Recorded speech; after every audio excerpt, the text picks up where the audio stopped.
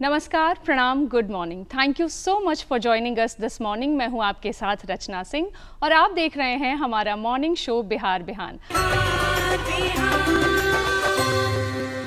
आपको एक सक्सेसफुल इंसान से हम आपको मिलवाने वाले हैं और उनके बारे में आपको बताएंगे, लेकिन उनके बारे में जान लेते हैं एक वीडियो क्लिप के माध्यम से। राजेश रोशन पटना में अपर जिला दंडाधिकारी विधि व्यवस्था के पद पर स्थापित हैं। उनके व्यापक अनुभव में पटना में उप विभागीय अधिकारी और सिटी मजिस्ट्रेट के रूप में कार्य शामिल हैं। साथ ही पश्चिमी चंपारण, सिवान, गोपालगंज, मधुबनी, पूर्णिया और वैशाली जिलों में विभिन्न भूमिकाएं भी शामिल हैं। श्री रोशन ने दिल्ली विश्वविद्यालय से अर्थशास्त्र में स्नातकोत्तर की पढ़ाई पूरी की और अपनी विशेषज्ञता को बढ़ाते हुए उन्होंने अपने कार्यकाल के दौरान IIM कोलकाता में लोक नीति और प्रबंधन में 1 वर्षीय कार्यकारी कार्यक्रम सफलतापूर्वक पूरा किया। अपनी पेशेवर प्रतिबद्धताओं से परे राजेश रोशन को शास्त्रीय संगीत सुनना, समाचार पत्र पढ़ना और खेल कूद आकर्षित करता है।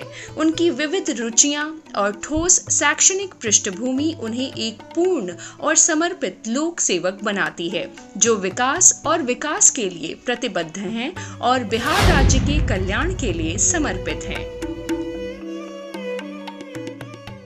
तो जैसा कि वीडियो क्लिप के माध्यम से आपने देखा, आज हमारे साथ कार्यक्रम में हैं राजेश रोशन जी, जो अभी ADM हैं लॉ एंड ऑर्डर में। सर, बहुत बहुत स्वागत है आपका हमारे कार्यक्रम में। सर, कार्यक्रम की शुरुआत में जैसा कि हमने कहा कि सक्सेसफुल इंसान की हमेशा बात होती है और सक्सेस ये एक ऐसी चीज़ है जिसे हर कोई वेलकम करना चाहता है।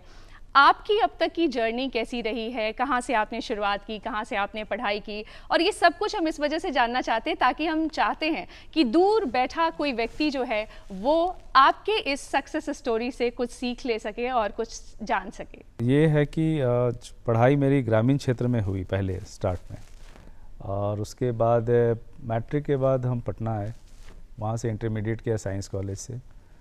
उसके बाद से दिल्ली यूनिवर्सिटी में जाके इकोनॉमिक्स ऑनर्स की, फिर MA इकोनॉमिक्स किया, फिर तैयारी की और इस सर्विस में आ गया जो प्रशासनिक सेवा है। सफलता तो यहाँ पे है कि अगर आप एक नौकरी पा लेना को सफलता कहते हैं तो सफल हैं, लेकिन नौकरी में इतनी ज़्यादा चुनौतियाँ होती हैं, उसको अच्छी तरह से निभा लें, यही सबसे बड़ी सफलता है।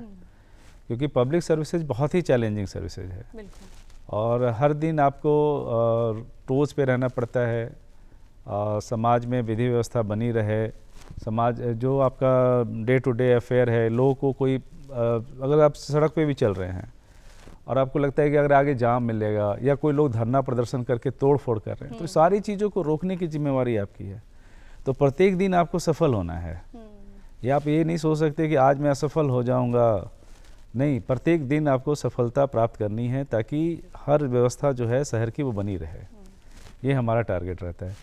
हाँ, चैलेंजिंग सेंस में, पढ़ाई के सेंस में कहेंगे, पहले तो रूरल एरिया से पढ़े ग्रामीण क्षेत्र में, तो जब बाहर के शहर में आए तो बहुत ज़्यादा दिक्कतें हुई। एक तो सबसे ज़्यादा प्रॉब्लम ये आया कि कम्युनिकेशन का प्रॉब्लम आया। एक सीधे बिहार से निकल के पटना थोड़े देर, फिर दिल्ली, तो बहुत बड़ा जंप हो गया मेरे लिए। और कभी बड़े शहर में रहे नहीं, ना देखे ठीक से, तो इतनी समस्याएं हुई। पहला साल तो मुझे हिंदी इंग्लिश का कन्फ्यूज़न में ही चला गया। बिल्कुल। और उसके बाद से धीरे धीरे, चूँकि अब दिल्ली यूनिवर्सिटी में तो ज़्यादातर लोग अंग्रेजी बोलते थे, तो फिर कोशिश की इंग्लिश सीखने की, फिर इंग्लिश की पकड़ बनाई।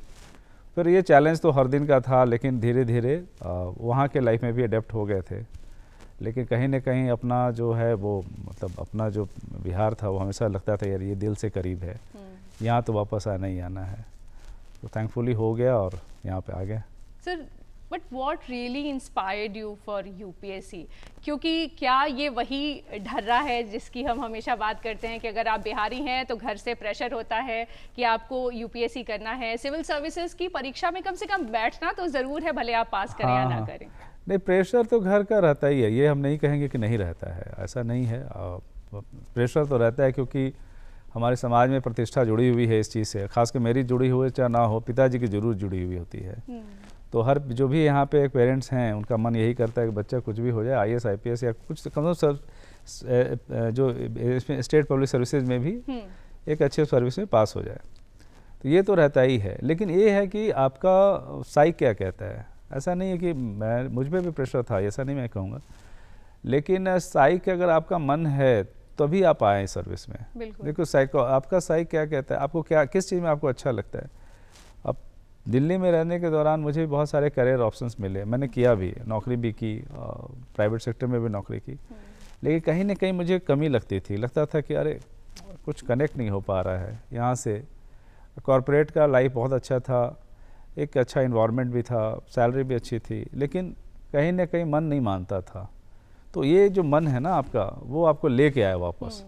तो ये इच्छा थी, ऐसे नहीं कह सकते प्रेशर था, प्रेशर जरूर था, लेकिन ये था कि पिताजी की बात बहुत बार नहीं भी मानते थे, क्योंकि पिताजी ने मुझे कहा कि इंजीनियरिंग कर लो, मैंने कहा नहीं कर पाऊँगा, क्योंकि मुझे इंटरेस्ट नहीं था साइंस पढ़ने में, मुझे फिजिक्स और केमिस्ट्री में बिल्कुल इंटरेस्ट नहीं था, मैथ्स में थोड़ा था भी। तो ऐसा नहीं है, प्रेशर रहता है, लेकिन हाँ आपका मन क्या कहता है ये बड़ा इंपॉर्टेंट है। हाँ तो मन था कि भाई यूपीएससी आए और लोगों के लिए काम करें, तो ये काम शुरू कर दिया मैंने। तो सर आपके दिल ने ये जो ड्रैग करके आपको दिल्ली से वापस बिहार ले आया, और अक्सर लोग कहते हैं कि आप यहाँ से छलांग लगाकर आगे जाना चाहते हैं, ऊपर जाना चाहते हैं, लेकिन चूंकि घर आपको हमेशा बुलाता है और आपका घर जो है वही सबसे कनेक्टिंग पॉइंट होता है जहाँ आप रचना बसना चाहते हैं। तो यहाँ एक और बड़ा सवाल ये आता है कि तब फिर जब आप प्रशासनिक सेवा में आ गए, एक कॉर्पोरेट जॉब को छोड़ करके, क्या कुछ चुनौतियाँ थी यहाँ पर? क्योंकि ये नौकरी दूर से बड़ी ही अलग लगती है, लेकिन जैसे ही आप उस सिस्टम का पार्ट होते हैं तो कैसे कैसे चैलेंजेस हैं जो हर रोज हम लोग फेस करते हैं या आप लोग फेस करते हैं? ये तो था कि एक जैसे वहाँ से हटे, और तो पहली पोस्टिंग मेरी जहाँ प्रोफेशन मेरा बेतिया में था। अच्छा। तो एक बिल्कुल छोटे जगह वापस आ गए, एक बड़ी सी जगह छोड़ के। तो पहले तो स्टार्ट हुआ कि लाइफ में लाइट की प्रॉब्लम आ रही थी, बिजली ही नहीं आती थी, फिर रोड्स भी बहुत ख़राब थे, तो धीरे धीरे फ्रस्ट्रेशन भी आता था, अरे कहाँ आके फंस गए हैं टाइप से। लेकिन जब जैसे से काम शुरू किया तो उसमें अच्छा लगने लगा। अब जैसे आप कहीं बैठे हुए हैं और लोग आ रहे हैं शिकायत लेके, कुछ किसी का समस्या, तो आपको लगा चलो मैं थोड़ी कोशिश करता हूँ शायद इसका हल हो जाए, और हल हो जाता था। क्योंकि आप जिस पद पे हैं, आपने डाउन द लाइन किसी को कह दिया कि भाई देखो इसका प्रमाण पत्र क्यों नहीं बना रहे हो, और वो फिर उसका बन गया, तो यू फील हैप्पी, आपको अच्छा लगता है। तो ऐसे करते छोटी छोटी चीज़ों को टैकल करते करते बड़ी चीज़ों को, फिर समस्या को पकड़ना शुरू किए, तो धीरे धीरे अच्छा लगने लगता है। तो जो बाकी की जो समस्याएं वो पीछे छूटती चली जाती हैं, अब बाकी जो समस्याएं अपने आप पीछे चली जाती हैं। अब तो खैर पहले शुरुआत में तो दिक्कत हुई, पहले 5-6 साल तक तो बहुत ही मुश्किल था, फिजिकल इंफ्रास्ट्रक्चर बहुत ख़राब था यहाँ पे शुरुआत में, लेकिन अब तो मेरे ख्याल से कहीं भी कोई दिक्कत है नहीं। अब चाहे आप किसी भी ज़िले में काम करें, तो जो बेसिक लाइफ बेसिक्स हैं, मतलब पावर, रोड, हेल्थ, ये सारी चीज़ें सब जगह हैं। अब ये हम नहीं कह सकते कि वहाँ में काम करने में कोई दिक्कत होती है, बाकी काम करना तो आपको पड़ेगा ही, लेकिन हाँ ये चीज़ है कि लोगों की समस्याओं को हल करना ये आपकी प्राथमिकता है जी। कैसे आप हल कर रहे हैं ये आपको सोचना है, कुछ आउट ऑफ बॉक्स थिंकिंग करनी है, कुछ एक्स्ट्रा एफर्ट भी लेना है, तब लगता है कि हाँ चलो मैं आया हूँ तो कुछ हो रहा है, एक आदमी को भी हो रहा है तो हो रहा है, कुछ तो हो रहा है। तो ये एक इंटरेस्ट था और आज भी इंटरेस्ट है। जितनी भी समस्याएं मेरे व्हाट्सएप पे भी आती हैं, मुझे बहुत लोग कहते हैं यार मेरी मुझसे जुड़ा हुआ नहीं है, लेकिन I make it A point कि ये बताने के लिए, क्योंकि आम आदमी को ये नहीं पता होता है कि उसके समस्याओं का हल होगा कहाँ। अब 100 में 9 लोग अगर कुछ भी हो ना तो सीधे थाना चले जाते हैं। हाँ। और थाना में तो सिर्फ क्राइम से रिलेटेड चीज़ें होंगी, बहुत सारी चीज़ें तो इधर से होती हैं, सिविल सर्विसेज साइड से, सिविल साइड से लोगों को नहीं पता होता है। मुझे कॉल करते हैं लोग तो मैं सबको बताता हूँ नहीं आप इस ऑफिस में जाएंगे, इनसे आप मिलेंगे तो होगी समस्या, क्योंकि किसी को कुछ नहीं पता होता। सच बात यही है, अवेयरनेस बहुत कम लोगों में है। तो ये चीज़ अच्छा लगता है कि आप किसी को हेल्प कर रहे हैं, और ये पूरा प्रशासनिक तंत्र इसी चीज़ में है, लोगों की हेल्प करने में है, पूरे व्यवस्था को हेल्प करने में। हम अक्सर सर कम्युनिटी पुलिसिंग की इसी वजह से बात करते हैं, और चूंकि आप कम्युनिटी के साथ लगातार जुड़ करके काम करते हैं तो आप उनकी समस्याओं को ज़्यादा बेहतर तरीके से समझते भी हैं, एड्रेस भी करते हैं, उनका हल भी करते हैं। एक और सवाल ये है सर कि आप चूंकि अभी एडीएम के पद पर हैं, लॉ एंड ऑर्डर आप देख रहे हैं, ऐसे में आपका हर रोज का दिन कैसा गुजरता है और कैसा होता है वो पूरा का पूरा दिन, वो हम जानना चाहते हैं। ये बहुत ही मतलब ऐसा क्वेश्चन है जो प्रेडिक्टेबल बिल्कुल ही नहीं है। और सुबह उठिए तो पहले रात में ये प्लान होता है कि अगले दिन हमारे शहर में क्या क्या हो रहा है, क्योंकि नॉर्मली ये सूचना 9-10 बजे रात तक हमें आ जाती है। तो ये होगा कि 11 बजे ये छात्र संगठन यहाँ पे प्रदर्शन करने वाले हैं, तो कोई आता है कि इस जगह पे धरना प्रदर्शन करेंगे, यहाँ पे आज एग्जामिनेशन है तो इस जगह में जाम होगा, तो ये सारी चीज़ की प्लानिंग पहले से करनी पड़ती है। पर ये तो डायरी वाली चीज़ है। हाँ नहीं, वो ये है कि अगले दिन नोटेड है। हाँ। तो आपका सुबह से दिक्कत क्या है कि यहाँ पे कोऑर्डिनेशन करना पड़ता है। अच्छा। एक साथ 4-5 डिपार्टमेंट से आपको कोऑर्डिनेट करना है। अब सिर्फ मेरे हाथ में तो है नहीं, नगर निगम हो गए, थाना पुलिस वाला हो गया, और उसके अलावा ट्रैफिक से लोग हो गए, ठीक है, उसके अलावा और भी डिपार्टमेंट है, रोड है, इन सब से कोऑर्डिनेट करना पड़ता है। तो कोऑर्डिनेशन का मतलब है कि सुबह सुबह सबको ये बताना है कि आपको यहाँ पे रहना है, आपको वहाँ पे रहना है, देखो इस जगह ये प्रॉब्लम आएगी, इस जगह ये प्रॉब्लम आएगी। तो आपका लाइफ शुरू सुबह के 8 बजे से शुरू हो जाता है, और अगर संडे वनडे को एग्जामिनेशन हो गया तो आपकी लाइफ तो सुबह 7 बजे से शुरू हो जाती है। तो सारी चीज़ें आपको प्लान पहले से कर लेना है।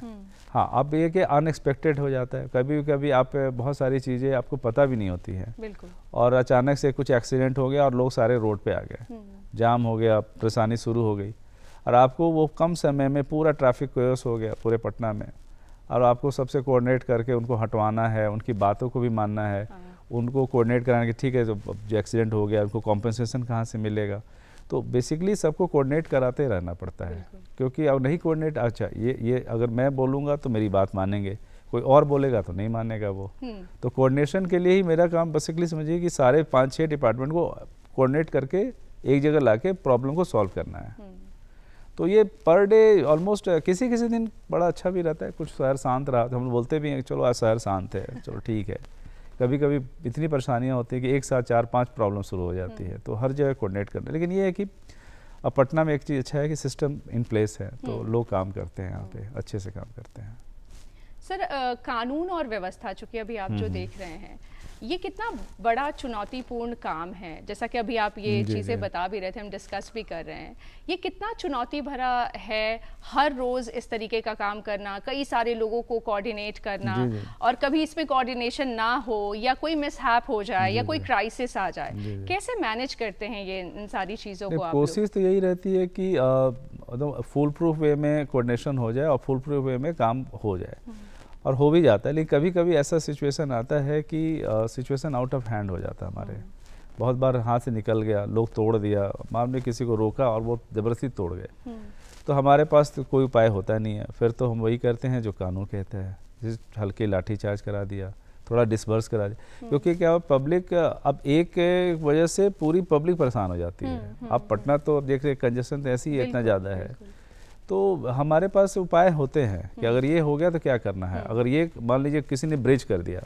तो ब्रिज करने के बाद आप क्या करेंगे, अगर उनके नेताओं को समझाते हैं, फिर अरेस्टिंग भी करानी पड़ती है, FIR भी कराना पड़ता है, तो हमारे पास रास्ते सारे हैं, और लोग जानते भी हैं, जो जानते हैं कि अगर ये होगा तो फिर ये होगा, लेकिन हमें इफेक्टिवली कराना पड़ता है, वार्निंग भी देनी पड़ती है, और कभी कभी सिचुएशन आउट ऑफ प्लेस हो ही जाता है, पिछली बार भी हो गया था। सर, कभी कुछ ऐसी कोई घटना जहां इस क्राइसिस मैनेजमेंट पर आप लोगों ने काम किया हो, और चूंकि आप मैनेजमेंट आपने किया भी है, आप जिक्र कर रहे थे, तो वो पढ़ाई और कहाँ एक UPSC की पढ़ाई है, उसके बाद ये कैसे ये सिंक कभी होता हुआ कोई एग्जांपल? एक्चुअली ये जो मैंने पब्लिक पॉलिसी और मैनेजमेंट का एक ऑनलाइन था, फिर क्लास इमर्शन भी था IIM कैलकाटा में, तो किया था 1 ईयर का, तो काफ़ी रिलेट हो जाता है, क्योंकि मेरे पास 15-16 साल का एक्सपीरियंस हो चुका था।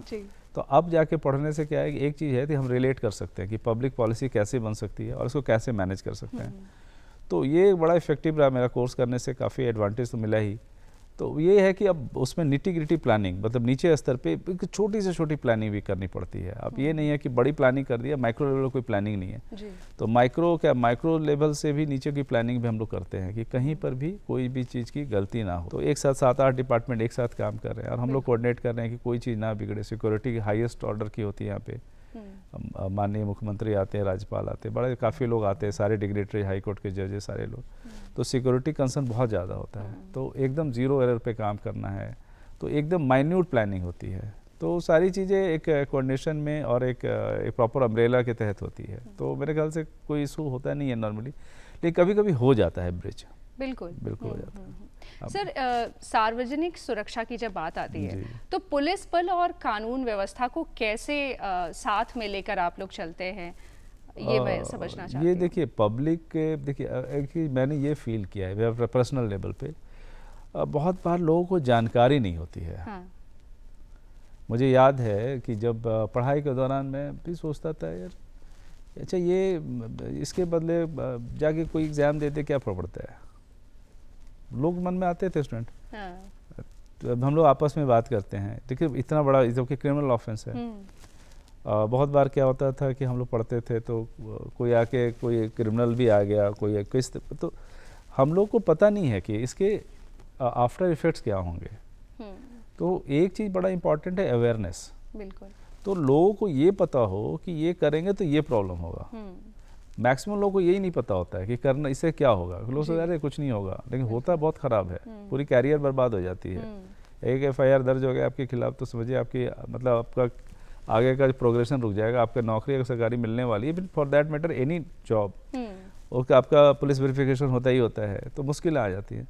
तो मेरा ये मानना है कि लोगों को अवेयरनेस नहीं है। ये लोग कुछ लोग जानबूझ के गलती करते होंगे लेकिन ज़्यादातर लोग को अवेयर नहीं है।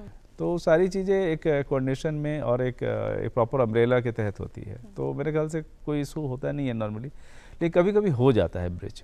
बिल्कुल बिल्कुल हो जाता है। सर सार्वजनिक सुरक्षा की जब बात आती है तो पुलिस बल और कानून व्यवस्था को कैसे साथ में लेकर आप लोग चलते हैं ये मैं समझना चाहती हूँ। ये देखिए पब्लिक के देखिए मैंने ये फील किया है पर्सनल लेवल पे बहुत बार लोगों को जानकारी नहीं होती है। हाँ।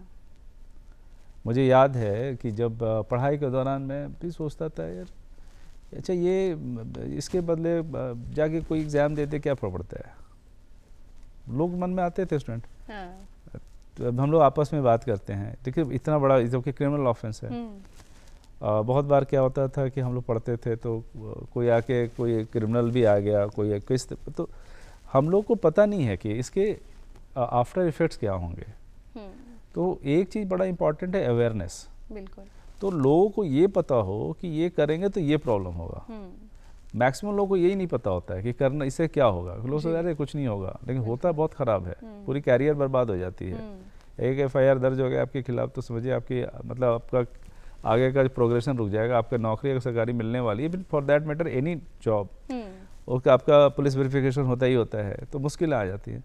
तो मेरा ये मानना है कि लोगों को अवेयरनेस नहीं है। ये लोग कुछ लोग जानबूझ के गलती करते होंगे लेकिन ज़्यादातर लोग को अवेयर नहीं है। तो लोग को बताते हैं। अभी जैसे आपने अब देखिए अब एक कॉन्सेप्ट आया 0 एफआईआर का जी। तो ये काफ़ी पब्लिसाइज किया गया। EFIR का कॉन्सेप्ट आया इसको पब्लिसाइज करते हैं। लोग को अवेयर बना रहे हैं हम लोग कि भाई देखो ऐसे मत करो तुम्हारे ये रूल्स डिफाइंड है। छोटे छोटे रूल्स हैं कि अगर आप देखें पटना में ट्रैफिक चल रहा है एक तरफ से थोड़ा सा जाम हुआ साइड से लोगों ने पूरे ब्लॉक कर दिए रोड। अब क्या करें लोगों को तो पता ही है कि एक करने से सारे लोग ब्लॉक हो जाएंगे। तो अवेयरनेस का कमी है। तो ये अवेयर कैंपेन तो चल ही रहा है और साथ साथ ड्राइव भी चलता रहता है। पनिशमेंट हो गया पिनल ऑफेंसेस जितने भी हैं वो तो होते ही रहते हैं। हाँ लेकिन प्रिवेंटिव मेजर्स हैं जो हम रोक सकें उनको बता सकें इस पे हमारा ज़्यादा फोकस हो जी जी। सर अभी आप कानून की बात कर रहे थे और अभी हम कुछ लॉज की भी चर्चा अभी आप कर रहे थे। IPC CRPC और एविडेंस एक्ट इसे रिप्लेस किया गया है न्यू क्रिमिनल लॉ से। क्या है ये न्यू क्रिमिनल लॉ और एक आम जनता को वो कैसे वो समझे उसको क्योंकि उसे तो वो पुराने वाले जो बेसिक हैं वही कुछ याद हैं और वो भी उसमें से भी कुछ चुनिंदा ही याद हैं। लेकिन आप ये जो नया रिप्लेसमेंट हुआ है इसे आप लोगों के बीच में कैसे पहुंचा रहे हैं ताकि लोग उसके बारे में जानें। हाँ ये चीज़ है कि देखिए ये नई वाली जो संहिता आई है कोड है बेसिकली। तो इसमें क्या है बहुत सारे सेंक्शंस जो रिडंडेंट थे वो यूजलेस हो गए। सरकार को ये लगा कि इसकी ज़रूरत नहीं है और बहुत ज़्यादा इसमें उन पुराने सेक्शंस को कुछ हटाने हैं कुछ नए जोड़ने। अब बहुत सारे नए डेवलपमेंट हुए हैं तो उन सब को जोड़ना एक जगह ज़रूरी था। अब जैसे आप ये कह लीजिए मॉब लिंचिंग ये नहीं था कानून में इसको जोड़ा। अब लोगों को ये नहीं पता कि पब्लिक में आप देखते होंगे मॉब लिंचिंग तो बड़ा ख़राब चीज़ होता है। जी बिल्कुल बिल्कुल। तो अब ये कानून बन गया बहुत सीरियस ऑफेंसेज मानते हैं इसको। हेट क्राइम्स आपने किसी के बारे में हेट स्पीच लिख दिया बिना कुछ सोचे समझे ये भी एक सीरियस ऑफेंसेज हो गया। बहुत सारे अब डिजिटल क्राइम है डिजिटल थेफ्ट है तो ये सारी चीज़ों को जोड़ा गया है। आम आदमी के लिए एक अवेयरनेस कार्यक्रम ये चल रहा है कि हर थाने में आम लोग हैं जो थाने में देखिएगा कि एक शांति समिति बनी रहती है, अच्छा। उससे काफ़ी लोग जुड़े रहते हैं। एक बड़ा अच्छा तरीका है विधि व्यवस्था बनाए रखने का। हर थाने में शांति समिति के सदस्य होते हैं, हर कम्युनिटी से होते हैं। उसका एक पर्पस ये होता है कि जितनी भी कम्युनिटीज एरिया में डोमिनेंट हो या माइनॉरिटीज़ हों या नॉन माइनॉरिटीज़ हों, उनको जोड़ा जाता है। फिर उनको बुला के ना हम लोग बताते हैं, उनको बताया भी गया है। ये सारे थाने, सारे जितने भी थाना हैं, मैं पर्सनली पटना के बारे में कह सकता हूँ, सबको नए कानून के बारे में बताया गया। लेकिन जो आम आदमी के जो सबसे जो बड़ी डेवलपमेंट हुई है, दो चीज़ की हुई है। एक है 0 FIR, एक है EFIR। अच्छा, अगर आपको सपोज कि किसी के खिलाफ आपको लगता है क्रिमिनल ऑफेंसेज आपके साथ हुआ है और कोई थाना में आप जाने में, एक आदमी, नॉर्मल आदमी की साइकोलॉजी होती है, वो थाना जाना नहीं चाहता है, वो डरता है, या पता नहीं जाएंगे, बैठने को भी नहीं बोलेगा, सुनेगा नहीं सुनेगा, बहुत सारी बातें होती हैं। तो उसमें है कि आप ऑनलाइन FIR दर्ज कर सकते हैं। अच्छा जी। जिसको हम लोग EFIR कर सकते हैं। वो वैलिड है, आपका जो भी रिस्पेक्टिव एरिया है वहाँ पे वो पहुँच जाएगा, फिर वो इन्वेस्टिगेशन शुरू हो जाएगी और उसका डे टू डे अपडेट भी आपको मिलता रहेगा। उसकी कोई हार्ड कॉपी भी जमा करने की जरूरत पड़ती है? नहीं, ऑनलाइन आप करेंगे, उसमें आप अटैच कर दीजिए जो भी आपको अटैच करना है, ठीक है। जैसे हम नॉर्मल एप्लीकेशन अटैच करते हैं अटैचमेंट के थ्रू, वैसे आप अटैच कर सकते हैं। बिल्कुल। दूसरा है कि आप सपोज कि ज्यूरिसडिक्शन का इशूज हमेशा आता है। अरे नहीं, क्राइम हुआ है पटना में, हम दिल्ली में कैसे FIR रजिस्टर करेंगे। आप सपोज कि आप ट्रेन से ट्रैवल कर रहे हैं, बहुत सारा इशूज होता है, तो आप कहीं भी FIR दर्ज कर सकते हैं। उसको बोलते हैं 0 FIR। पहले भी था लेकिन पॉपुलर नहीं था, अब ये पॉपुलर हो गया है। अब ये नहीं कर सकते, अब आपका मान लीजिए कहीं पर भी है, आप नियरेस्ट थाना में जाइए, आप FIR कर दिए, उसकी अब वो है कि वो जिस थाने में वहाँ चला जाएगा, आपको परेशान होने की आवश्यकता नहीं है। और बाकी जो हीनियस क्राइम है जो अनडिफाइंड थे अभी तक, टेररिज्म का बहुत सारा लॉ एक्ट है, टेररिज्म के रिलेटेड बहुत सारी चीज़ें हैं। मॉब लिंचिंग तो मैंने बता ही दिया, हेट स्पीच हो गया, चाइल्ड रिलेटेड क्राइम्स हैं। ये सब चीज़ को अब बिल्कुल एक जगह ला के कंडेंस वे में एक जगह ला के थोड़ा कि मतलब क्लटर ख़त्म हो जाए और एक जगह ला के सिंपल बनाया गया है। जी, जी, जी। अब दूसरा चीज़ ये भी है, एविडेंस का मान लें, ऑडियो वीडियो, सपोज कि आपको कोर्ट नहीं जाना है, आपको स्टेटमेंट देने से डर लग रहा है, तो ऑडियो विजुअल रिकॉर्डिंग करके आप भेज सकते हैं। विटनेस स्टेटमेंट आप ऑडियो विजुअल रिकॉर्ड करके मान सकते हैं। आप ऑडियो विजुअल के तरीके से ही भी आप कोर्ट में अपीयर हो सकते हैं। आपको कोर्ट का समन आ रहा है तो आपके व्हाट्सएप पे भेज दिया, वो माना जाएगा कि आपको समन हो गया। अच्छा। तो ये सारी चीज़ें जो नई टेक्नोलॉजी आई हैं, वो डेवलपमेंट जो भी हुआ है उसको इनकॉर्पोरेट एडवांसमेंट के बाद काफ़ी चीज़ें इनकॉर्पोरेट कर दिया गया उसको। अब ये हम नहीं कर सकते। पहले क्या था, डिजिटल एविडेंसेस को कोर्ट मानते थे, कुछ कोर्ट नहीं मानते थे, बहुत सारा इशूज़ था। लेकिन अब ये क्लियर कट लॉ बन गया, नहीं अब इसका डिजिटल एविडेंसेस का भी एक परफेक्शन हो गया है। सर, इसको चूँकि अभी हम बात कर रहे थे कि आम नागरिक के बीच में इसकी जानकारी तो अभी देनी ही है, लेकिन पुलिस महकमे के बीच में इसे आप कैसे प्रसारित कर रहे हैं? क्योंकि चूँकि बहुत बड़ा बदलाव है, जी। हर कोई इसे जान भी नहीं रहा होगा और हर किसी को इससे अपडेट रहना, और सबसे पहले तो जो स्पोर्ट्स का हिस्सा है उन्हें ही होना है, उनके लिए आप क्या कर रहे हैं? जी, अभी हाल में देखिए लगातार पिछले 2 महीने से लगातार ट्रेनिंग चल रही है। अच्छा जी। और छोटे छोटे बैचेज में ट्रेनिंग की जा रही है। और सारे जितने भी सीनियर ऑफिसर्स हैं उनकी भी ट्रेनिंग दी गई है। DSP थानेदार लेवल तक की ट्रेनिंग दी गई है, ASI लेवल पे भी ट्रेनिंग दी गई है। अब डिजिटली भी इनको जोड़ा गया है। अब जैसे पटना में ट्रेनिंग हो रही थी तो उनको डिजिटली हर जिले को जोड़ दिया गया है। तो ऐसा नहीं है, सारे पुलिस ऑफिसर जितने भी हैं और विभिन्न सिविल के भी जो मजिस्ट्रेसी के जो ऑफिसर्स हैं उनको भी ट्रेनिंग दी गई है। अभी डिस्ट्रिक्ट मजिस्ट्रेट्स को ट्रेनिंग दी गई है। तो ट्रेनिंग रेगुलर चल रहा है। और लोग, ऐसा नहीं है, कानून का ज़्यादातर तो बहुत सारा चीज़ें पुरानी ही हैं, कुछ नई चीज़ें जोड़ी गई हैं, उनके बारे में ज़्यादा जानना है। और उसका कुछ नंबरिंग चेंज हुआ है तो वो बिल्कुल सिंपल एक ऐप के थ्रू पता चल जाता है कि ये 107 था 126 हो गया। तो ये चीज़ें आसानी तरीके से उनको ऐप के थ्रू भी समझा दी गई है। तो ट्रेनिंग रेगुलर चल रहा है और उनके बाद उनको पब्लिक को भी इसी तरीके से अवेयर वो लोग भी कर रहे हैं। तो डाउन द लाइन भी अवेयरनेस हो रहा है। सर, बिहार में कानून और व्यवस्था को सुचारू रूप से चलाने के लिए क्या कुछ नए कदम सरकार उठा रही है, या डिपार्टमेंट लेवल से आप लोग क्या कुछ नई कोशिश कर रहे हैं, या जो है उसे ही कैसे व्यवस्थित करने की कोशिश कर रहे हैं? नहीं, देखिए पहले ये था कि देखिए कानून व्यवस्था की प्राथमिक जिम्मेदारी तो थाने से शुरू होती है और डिस्ट्रिक्ट मजिस्ट्रेट और सीनियर SP जो होते हैं वो होते हैं। थाने का सबसे इम्पोर्टेंट ये हुआ कि पुलिस स्टेशन पहले बड़े ख़राब अवस्था में थे। अब ज़्यादातर पुलिस स्टेशन बहुत अच्छे हो गए हैं, उनकी बिल्डिंग प्रॉपर हो गई है, उनमें आप जाएंगे तो सीसीटीवी लगे हुए हैं, उनका डिजिटली एडवांसमेंट काफ़ी हो गया है, तो ये चीज़ें काफ़ी हुई हैं। तो अब ये है कि उनको भी फोरेंसिक वगैरह का जो इन्वेस्टिगेशन का जो पार्ट है, अच्छा। वो भी काफ़ी कंपलसरी बना दिया गया है।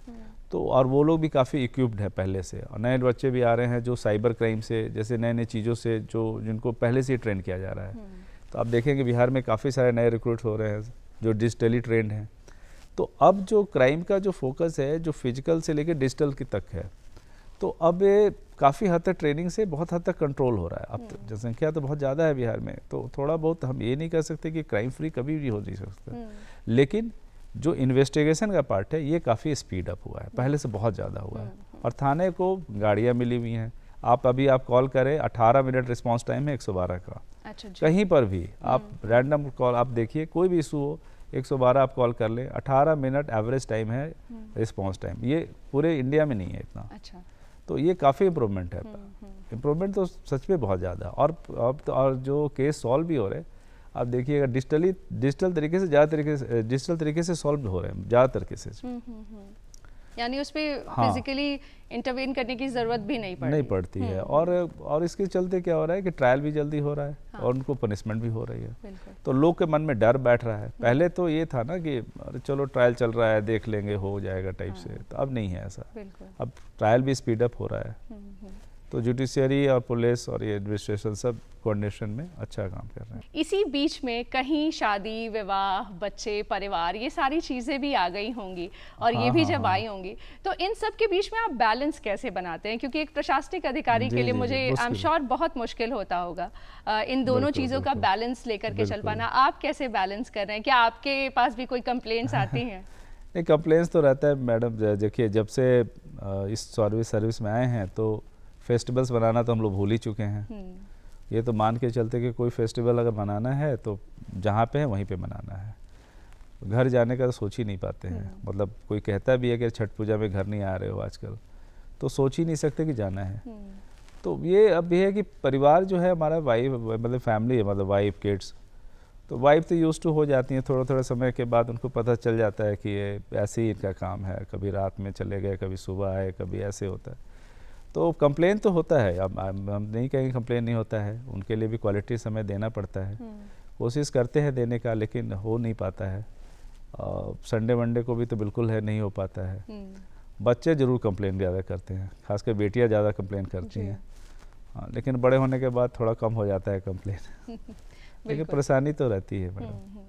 और ये बैलेंस स्थापित करना बहुत मुश्किल भी है, बहुत मुश्किल है, क्योंकि आप एक ऐसे सीरियस जॉब में हैं और ऐसे जॉब में हैं जहां हमेशा कोई ना कोई चीज़ होने की संभावना रहती है। एक और जो आखिरी सवाल जो हम आपसे जानना चाहते हैं सर, कि आपको यहाँ से बैठे हुए बहुत सारे लोग अभी देख रहे होंगे और बहुत सारे ऐसे एस्पिरेंट्स होंगे जो आपको देख रहे होंगे, और यूपीएससी जो है जो कहते हैं कि बिहारियों के खून में, उनके नस नस में दौड़ता है। तो हम ये समझना चाहते हैं कि अगर कोई नया है, कोई तैयारी करना चाहता है, क्या चैलेंजेस इस जॉब के हैं जिसके बारे में उसे जान लेना होगा? क्योंकि कई बार होता है कि लोग सिर्फ पढ़ाई तक सीमित रहते हैं, पढ़ लेते हैं, नौकरी में आ जाते हैं, लेकिन जब नौकरी में आते हैं तो उसके चैलेंजेस को वो एक्सेप्ट नहीं कर पाते हैं, क्योंकि वो ऐसा सोचते ही नहीं है कि डीप डाउन कई सारी चीजें हैं जो उनको टैकल करनी पड़ेंगी। उनको आप क्या समझाना चाहते हैं, क्या बताना चाहते हैं? एक चीज़ तो है कि आप जिस बैकग्राउंड से आते हैं और आपका इस तरह का जॉब है, जैसे पब्लिक सर्विसेज में, आपको ये तो है कि बड़ी सिटी में तो बहुत चांस कम मिलना है, छोटे जगह पे रहना है, और लेकिन जिन लोगों के बीच में काम करना है उन लोगों के प्रति आपको प्यार होना बहुत इम्पोर्टेंट है। बिल्कुल। अगर आप सपोज कि आप बहुत सालों से दिल्ली में रह रहे हैं और आपका कोई लगाव नहीं है ग्रामीण क्षेत्र के लोगों से, या ऐसे लोगों से जो बहुत डाउन ट्रोडन हैं, आपको बहुत मतलब आप उनको लगता है, आपके मन में कभी ये बात नहीं आती है कि यार इनका अपलिफ्टमेंट हो तो कैसे हो। आपके मन में रोड पे बच्चे खेल रहे होते गरीबों के, आपके मन में ये नहीं दया भावना आ रही है कि यार इनका क्या होगा, तो फिर आप मत आइए।